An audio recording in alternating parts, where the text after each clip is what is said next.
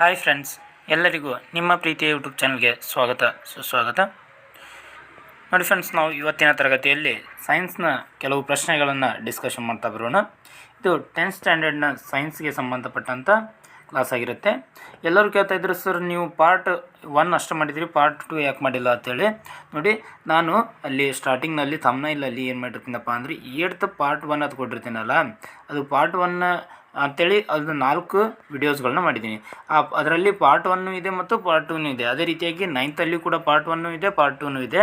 10th ಇರುವಂಥ ಒಂದು 4 videos ಅದಾವಲ್ಲ, ಇದರಲ್ಲಿ ಪಾರ್ಟ್ 1 ಇದೆ, ಪಾರ್ಟ್ 2 ಇದೆ. ಆಲ್ಮೋಸ್ಟ್ ಇಲ್ಲಿಗೆ ಎಲ್ಲ ಕ್ವಶನ್ಸ್ಗಳು 8th ಹಿಡ್ಕೊಂಡು 10th ಕವರ್ ಮಾಡಿದ್ದೀನಿ.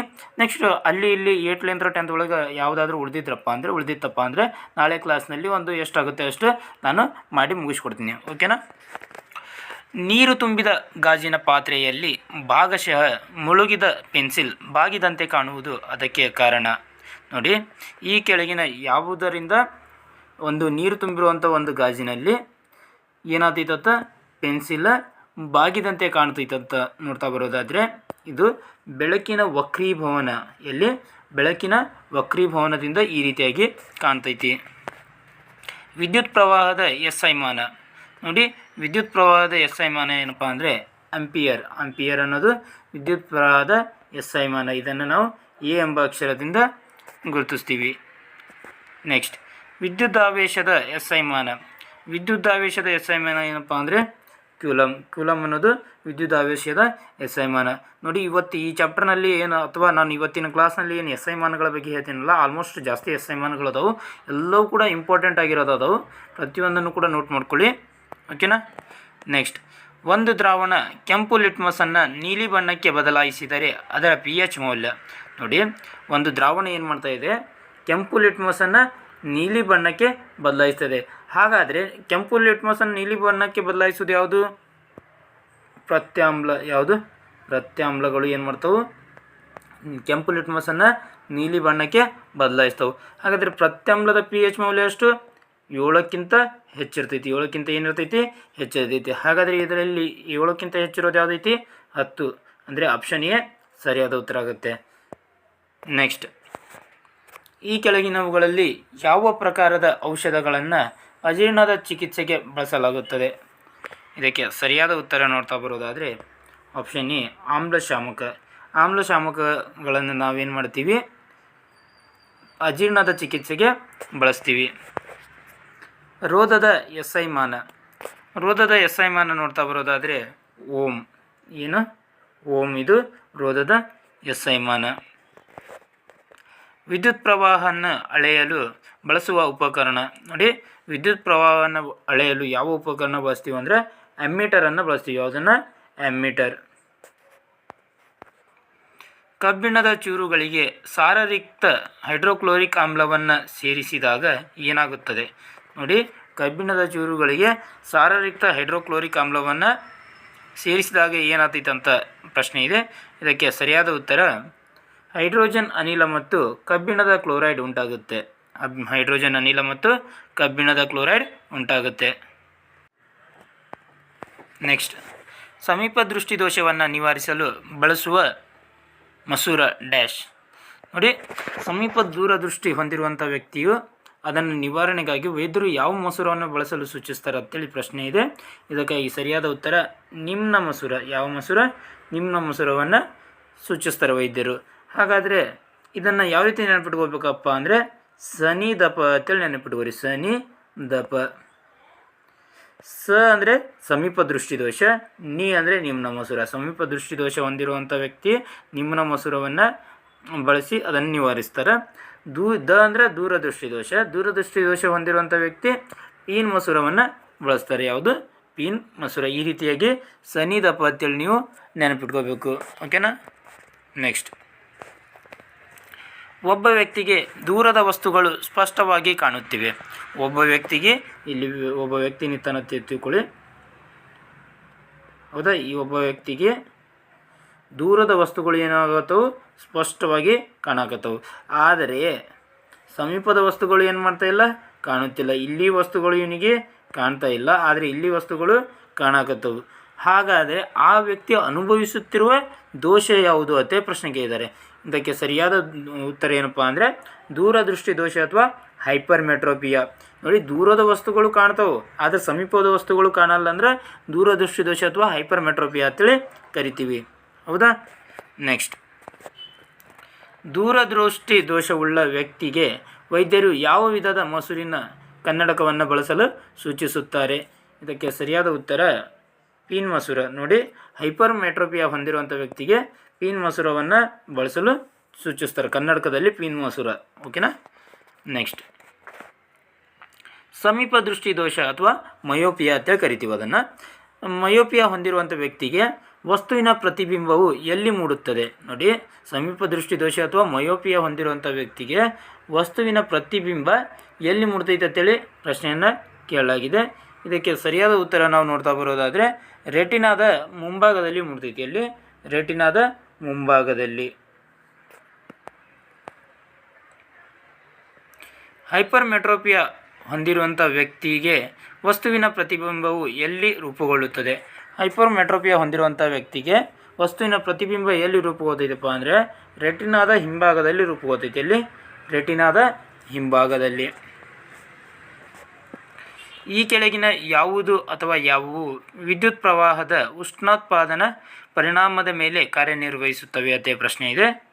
ಆಪ್ಷನ್ ಎ ವಿದ್ಯುತ್ ಇಸ್ತ್ರಿಪೆಟ್ಟಿಗೆ, ಆಪ್ಷನ್ ಬಿ ವಿದ್ಯುತ್ ಹೀಟರ್, ಆಪ್ಷನ್ ಸಿ ವಿದ್ಯುತ್ ಕೆಟಲ್, ಆಪ್ಷನ್ ಡಿ ಮೇಲಿನ ಎಲ್ಲವೂ ಸರಿ.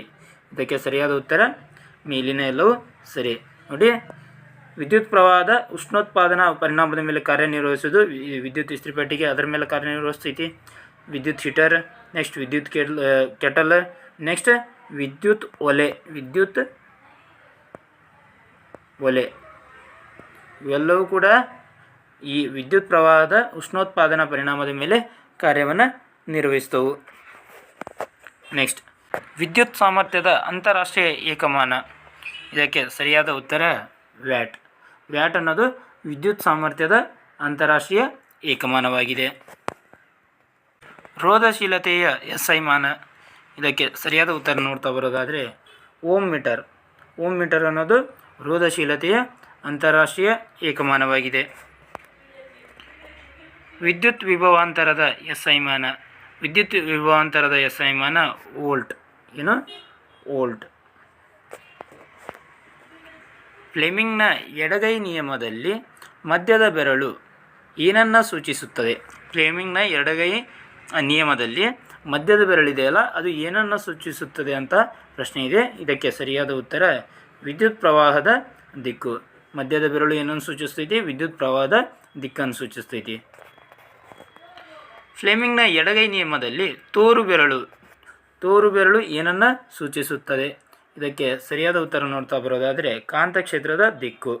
ನೋಡಿ, ಈ ತೋರು ಬೆರಳು ಕಾಂತಕ್ಷೇತ್ರದ ದಿಕ್ಕನ್ನು ಸೂಚಿಸಿದರೆ ಮಧ್ಯದ ಬೆರಳು ವಿದ್ಯುತ್ ಪ್ರವಾಹದ ದಿಕ್ಕನ್ನು ಸೂಚಿಸುತ್ತದೆ. ಕಾಂತಕ್ಷೇತ್ರದ ಬಲದ ಏಕಮಾನ. ಕಾಂತಕ್ಷೇತ್ರದ ಬಲದ ಏಕಮಾನ ಏನಪ್ಪ ಅಂದರೆ ಆರ್ಸ್ಟೆಡ್. ಏನು? ಆರ್ಸ್ಟೆಡ್. ಇದು ಕಾಂತಕ್ಷೇತ್ರದ ಬಲದ ಏಕಮಾನ. ವೋಲ್ಟ್ ಅನ್ನೋದೇನಿದು? ವೋಲ್ಟ್ ಅನ್ನೋದು ವಿಭವಾಂತರದ SI ಏಕಮಾನ. ಓಮ್ ಮೀಟರ್ ಅನ್ನೋದು ಇದು ರೋಧಶೀಲತೆಯ SI ಏಕಮಾನ. ನೆಕ್ಸ್ಟ್, ಓಮ್ ಅನ್ನೋದು ಇದು ರೋಧದ SI ಏಕಮಾನ.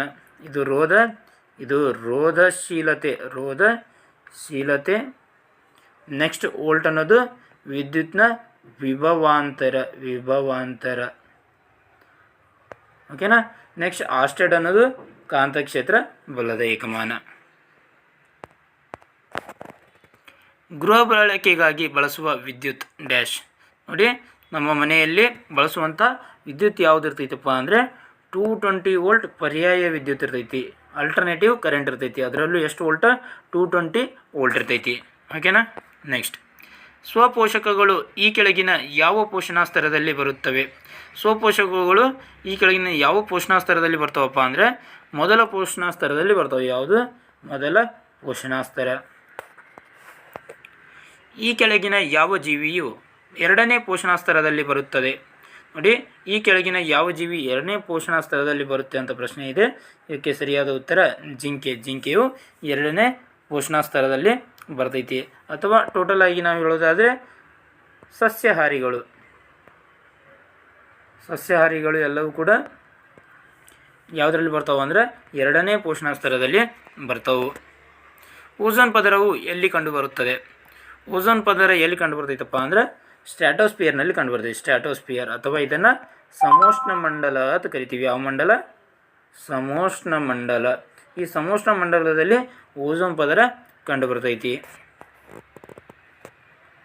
ಓಝೋನ್ ಪದರದ ದಪ್ಪವನ್ನು ಅಳೆಯುವ ಮಾನ ನೋಡಿ. ನಾವು ಓಝೋನ್ ಪದರದ ದಪ್ಪವನ್ನು ಯಾವ ಮಾನದಿಂದ ಅಳಿತೀವಪ್ಪ ಅಂದರೆ ಡಾಬ್ಸನ್ ಮಾನದಿಂದ ಅಳಿತೀವಿ. ಯಾವ ಮಾನ?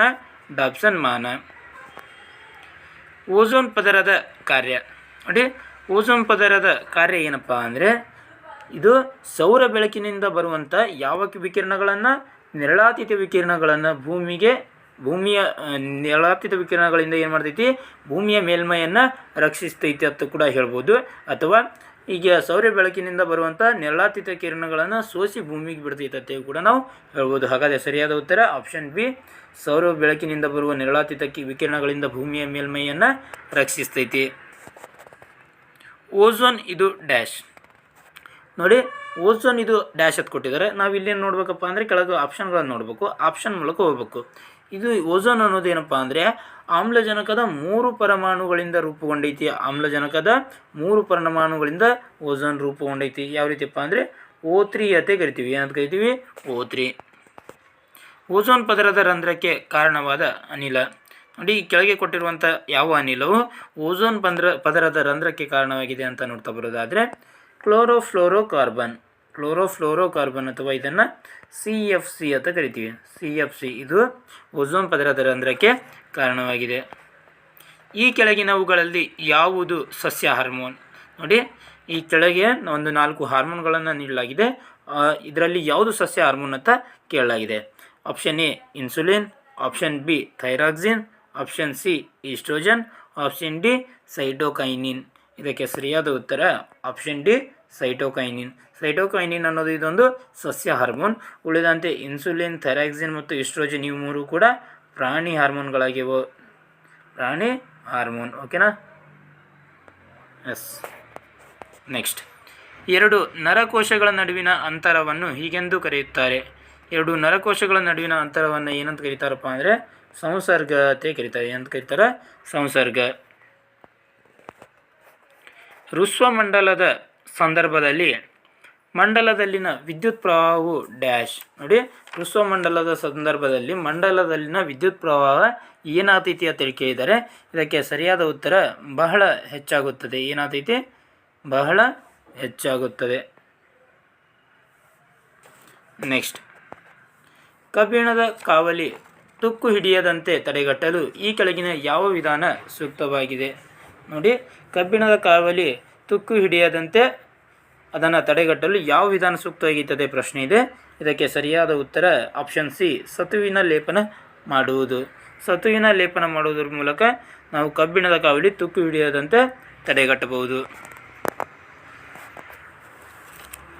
ವಾಯು ಮಾಲಿನ್ಯವನ್ನು ಸೂಚಿಸುವ ಸಸ್ಯಗಳು ಯಾವುವು ನೋಡಿ. ವಾಯು ಮಾಲಿನ್ಯ ಸೂಚಕತೆ ಕೂಡ ಇದನ್ನು ಕರಿತೀವಿ.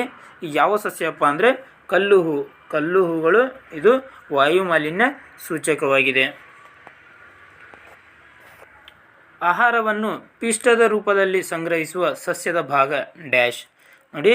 ಆಹಾರವನ್ನು ಸಸ್ಯದ ರೂಪದಲ್ಲಿ ಸಂಗ್ರಹಿಸುವಂಥ ಸಸ್ಯದ ಭಾಗ ಯಾವುದು ಅಂತ ಪ್ರಶ್ನೆ ಇದೆ. ಇದಕ್ಕೆ ಸರಿಯಾದ ಉತ್ತರ ನೋಡ್ತಾ ಬರೋದಾದರೆ ಆಪ್ಷನ್ ಡಿ ಬೇರು. ಬೇರು ಏನು ಮಾಡುತ್ತಪ್ಪ ಅಂದರೆ ಆಹಾರವನ್ನು ಪಿಷ್ಟದ ರೂಪದಲ್ಲಿ ಸಂಗ್ರಹಿಸುತ್ತೆ. ಎಕ್ಸಾಂಪಲ್ಗೆ ನೋಡ್ತಾ ಬರೋದಾದರೆ ಆಲೂಗಡ್ಡೆ ಏನು ಮಾಡಿದೆ? ಇದು ತನ್ನ ಬೇರಿನಲ್ಲಿ ಪಿಷ್ಟವನ್ನು ಸಂಗ್ರಹಿಸಿದೆ. ಆಲೂಗಡ್ಡೆ ಅನ್ನೋದು ಇದು ಏನಪ್ಪ ಅಂದರೆ ಬೇರಿನಿಂದ ಒಂದು ರೂಪಾಂತರವಾಗಿದೆ, ಬೇರಿನ ರೂಪಾಂತರ. ಓಕೆನಾ? ಈರುಳ್ಳಿ ಯಾವುದರ ರೂಪಾಂತರ? ಕಾಂಡದ ರೂಪಾಂತರ. ಈರುಳ್ಳಿ ಕಾಂಡದ ರೂಪಾಂತರ. ನೆಕ್ಸ್ಟ್, ಈ ಕೆಳಗಿನವುಗಳಲ್ಲಿ ಯಾವುದು ಪರಾವಲಂಬಿ ಸಸ್ಯ ನೋಡಿ. ಇಲ್ಲಿ 4 ಆಪ್ಷನ್ಗಳನ್ನು ಕೊಡಲಾಗಿದೆ. ಇವುಗಳಲ್ಲಿ ಯಾವುದು ಪರಾವಲಂಬಿ ಸಸ್ಯ ಅಂತ ಹೆಸರನ್ನು ಪರಾವಲಂಬಿ ಸಸ್ಯವನ್ನು ಗುರುತಿಸತೆ ನೀಡಲಾಗಿದೆ. ಇದಕ್ಕೆ ಸರಿಯಾದ ಉತ್ತರ ಕಸ್ಕುಟ ಸಸ್ಯವು ಒಂದು ಪರಾವಲಂಬಿ ಸಸ್ಯವಾಗಿದೆ. ಮಾವಿನ ಗಿಡದ ವೈಜ್ಞಾನಿಕ ಹೆಸರು. ಇದಕ್ಕೆ ಸರಿಯಾದ ಉತ್ತರ ಮ್ಯಾಂಜಿಫೆರಾ ಇಂಡಿಕಾ. ಮ್ಯಾಂಜಿಫೆರಾ ಇಂಡಿಕಾ ಅನ್ನೋದು ಇದು ಮಾವಿನ ಗಿಡದ ವೈಜ್ಞಾನಿಕ ಹೆಸರಾಗಿದೆ. ಅಡುಗೆ ಮಾಡುವಾಗ ಪಾತ್ರೆಯ ತಳದ ಮೇಲ್ಮೈ ಕಪ್ಪಾಗಿದ್ದರೆ ಇದರ ಅರ್ಥ ಏನು ಅಂತ ಕೇಳಲಾಗಿದೆ. ಆಪ್ಷನ್ ಎ, ಇಂಧನ ಸಂಪೂರ್ಣವಾಗಿ ದಹನ ಹೊಂದಿದೆ. ಆಪ್ಷನ್ ಬಿ, ಇಂಧನ ಸಂಪೂರ್ಣವಾಗಿ ದಹನ ಹೊಂದುತ್ತಿಲ್ಲ. ಆಪ್ಷನ್ ಸಿ, ಇಂಧನವು ಒದ್ದೆಯಾಗಿದೆ. ಆಪ್ಷನ್ ಡಿ, ಆಹಾರವು ಸಂಪೂರ್ಣವಾಗಿ ಬೆಂದಿದೆ. ಇದಕ್ಕೆ ಸರಿಯಾದ ಉತ್ತರ ನೋಡ್ತಾ ಬರೋದಾದರೆ ಇಂಧನ ಸಂಪೂರ್ಣವಾಗಿ ದಹನ ಹೊಂದುತ್ತಿಲ್ಲ. ಬಟ್ಟೆ ಸೋಪು ತಯಾರಿಸಲು ಯಾವುದನ್ನು ಬಳಸುತ್ತಾರೆ? ಇದಕ್ಕೆ ಸರಿಯಾದ ಉತ್ತರ ನೋಡ್ತಾ ಬರೋದಾದರೆ ಬಟ್ಟೆ ಸೋಪು ತಯಾರಿಸಲು ಸೋಡಿಯಂ ಹೈಡ್ರಾಕ್ಸೈಡನ್ನು ಬಳಕೆ ಮಾಡ್ತಾರೆ. ಮೈ ಸೋಪು ತಯಾರಿಸಲು ಬಳಸುವ ರಾಸಾಯನಿಕ. ಇದಕ್ಕೆ ಸರಿಯಾದ ಉತ್ತರ ಪೊಟ್ಯಾಷಿಯಂ ಹೈಡ್ರಾಕ್ಸೈಡ್. ನೋಡಿ, ಮೈ ಸೋಪು ತಯಾರಿಸಲು ಪೊಟ್ಯಾಷಿಯಂ ಹೈಡ್ರಾಕ್ಸೈಡ್, ಬಟ್ಟೆ ಸೋಪು ತಯಾರಿಸಲು ಸೋಡಿಯಂ ಹೈಡ್ರಾಕ್ಸೈಡ್ ಬಟ್ಟೆ ಸೋಪು, ನೆಕ್ಸ್ಟ್ ಮೈ ಸೋಪು ಪೊಟ್ಯಾಷಿಯಂ ಹೈಡ್ರಾಕ್ಸೈಡ್. ಈಥೆನ್ನ ಅಣುಸೂತ್ರ C2H6 ಇದರಲ್ಲಿರುವುದು. ನೋಡಿ, ಈಥೆನ್ನ ಅಣುಸೂತ್ರ ಏನೈತತ್ತ C2H6 ಐತತ್ತ. ಇದರಲ್ಲಿ ಏನೈತಿಯಪ್ಪ ಅಂದರೆ ಕೆಲವು ಆಪ್ಷನ್ ಪ್ರಕಾರ ನಾವು ಹೋಗಬೇಕು. 6 ಕೋವೆಲೆಂಟ್ ಬಂಧಗಳದವು, 7 ಕೋವೆಲೆಂಟ್ ಬಂಧಗಳದವು, 8 ಕೋವೆಲೆಂಟ್ ಬಂಧಗಳದವು, 9 ಕೋವೆಲೆಂಟ್ ಬಂಧಗಳದವು. ಇದಕ್ಕೆ ಸರಿಯಾದ ಉತ್ತರ ಯಾವ್ದು ನೋಡ್ತಾ ಬರೋದಾದರೆ 7 ಕೋವೆಲೆಂಟ್ ಬಂಧಗಳನ್ನು ಇದು ಹೊಂದಿರ್ತೈತಿ. ಗ್ರಹಗಳ ಚಲನೆಯ ನಿಯಮವನ್ನು ಮಂಡಿಸಿದ ವಿಜ್ಞಾನಿ. ಗ್ರಹಗಳ ಚಲನೆಯ ನಿಯಮವನ್ನು ಯಾವ ವಿಜ್ಞಾನಿ ಮಂಡಿಸ್ತಾರಪ್ಪ ಅಂದರೆ ಜೋಹಾನ್ಸ್ ಕೆಪ್ಲರ್ ಅವರು ಗ್ರಹಗಳ ಚಲನೆಯ ನಿಯಮವನ್ನು ಮಂಡಿಸ್ತಾರೆ. ನೆಕ್ಸ್ಟ್ ಕೋಪರ್ನಿಕಸ್ ಅವರು ಸೂರ್ಯಕೇಂದ್ರ ಸಿದ್ಧಾಂತವನ್ನು ಮಂಡಿಸ್ತಾರೆ.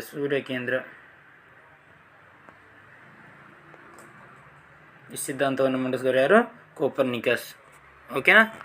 ಇದಿಷ್ಟು ಏನಾಗಿತ್ತಪ್ಪ ಅಂದರೆ 8ರಿಂದ 10ನೇ ತರಗತಿವರೆಗಿನ ಆಲ್ಮೋಸ್ಟ್ ಎಲ್ಲ ಸೈನ್ಸ್ ಕ್ವೆಶನ್ಸ್ಗಳು ಕವರ್ ಮಾಡಿದ್ದೀನಿ. ಅಲ್ಲಿ ಉಳಿದುಕೊಂಡಿದ್ದವಪ್ಪ ಅಂದ್ರೆ ನಾಳೆ ಕ್ಲಾಸ್ನಲ್ಲಿ ಅದನ್ನು ಕವರ್ ಮಾಡಿಕೊಡ್ತೀನಿ. ಇಲ್ಲಪ್ಪ ಅಂದರೆ ಇಲ್ಲಿಗೆ ಇದು ಎಂಡ್ ಆಗುತ್ತೆ. ಮತ್ತು ಇನ್ನು ಏನಾದರೂ ನಿಮ್ಗೆ ಉಳ್ಕೊಂಡಿತ್ತಪ್ಪ ಅಂದರೆ ನೀವು ಹೆಚ್ಚಿನದಾಗಿ ನೀವು ಗೌರ್ಮೆಂಟ್ ಬುಕ್ಸ್ಗಳನ್ನು ರೆಫರ್ ಮಾಡ್ಬೋದು. ಓಕೆನಾ? ನೆಕ್ಸ್ಟ್ ಅದ್ರ ಜೊತೆಗೆ ನಿಮಗೆ PUC ಫಸ್ಟ್ ಇಯರ್ ಮತ್ತು ಸೆಕೆಂಡ್ ಇಯರ್ ಕ್ವೆಶನ್ಸ್ಗಳು ಕೂಡ ಬರ್ತವೆ. TETಗೆ PUC ಫಸ್ಟ್ ಇಯರ್ ಮತ್ತು PUC ಸೆಕೆಂಡ್ ಇಯರ್ ಕ್ವೆಶನ್ಸ್ಗಳು ಕೂಡ ಬರ್ತವೆ. ಅದಕ್ಕಾಗಿ ನೀವು ಹೆಚ್ಚಿನ ಬುಕ್ಗಳನ್ನು ಸ್ಟಡಿ ಮಾಡಿ. ಓಕೆ, ಇದಿಷ್ಟು ಈ ಕ್ಲಾಸ್ ಆಗಿತ್ತು. ಇದೇ ರೀತಿ ಇನ್ನಿತರ ತರಗತಿಗಾಗಿ ನಮ್ಮ ಚಾನಲನ್ನು ಸಬ್ಸ್ಕ್ರೈಬ್ ಮಾಡ್ಕೊಳ್ಳಿ. ಧನ್ಯವಾದಗಳು.